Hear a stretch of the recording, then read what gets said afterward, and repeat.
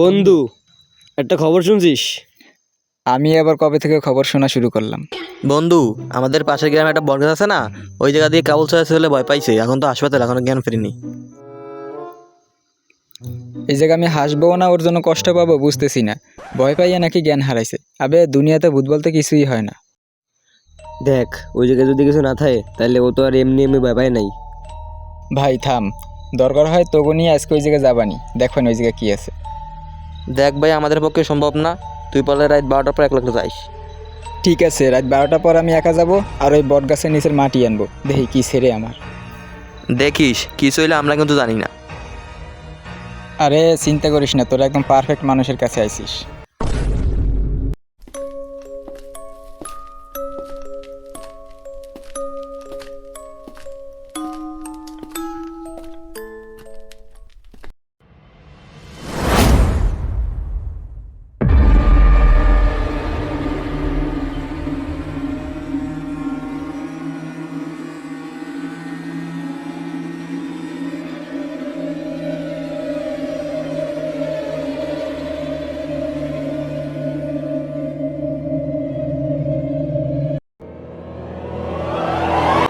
Finally সেই গাছের কাছে চলেই আসলাম।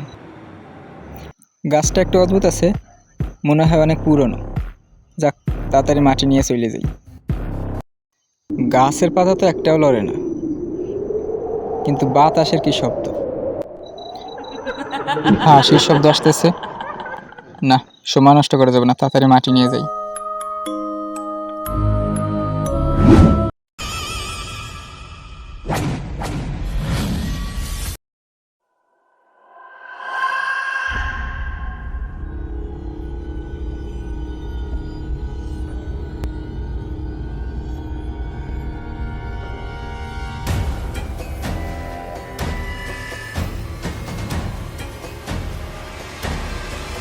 এই গাছ আমার, এই মাটি আমার, এই গাছের মাটির সাথে আমার শরীর যুক্ত আছে।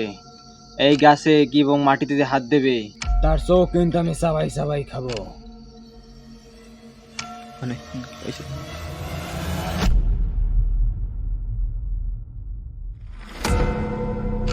হ্যালো। তুই কি মাটি নিয়ে আসতে পারছো? না, আমি ওই জায়গায় আছি। আচ্ছা রাখ।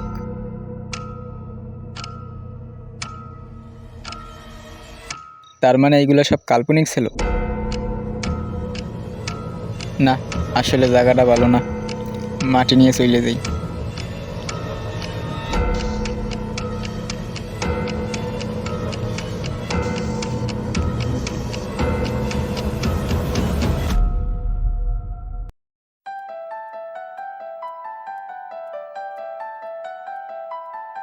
কি মাটি নিয়ে আসতে পারছো? এই নে দেখ।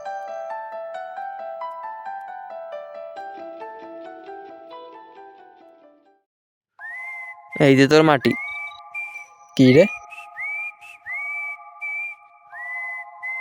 এই মাটি আটা হয়ে গেলে কেমনে? তাইলে কালকে আমার যে ওই কাল্পনিকটা ছিল ওইটা আসলে বাস্তব?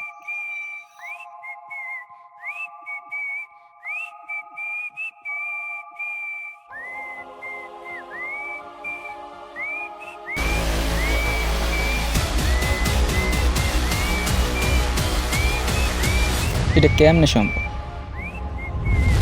আমার এই সম্পদ কেউ নিতে পারবে না। হা হা হা হা হা।